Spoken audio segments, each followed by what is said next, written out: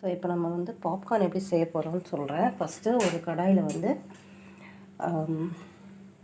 எண்ணெய் ஊற்றிக்கோங்க. எண்ணெய் ஊற்றிக்கிட்டு அதில் ஒரு கைப்பிடி இந்த பாப்கார்ன் பிராண்ட் தான் நான் போடுறேன்.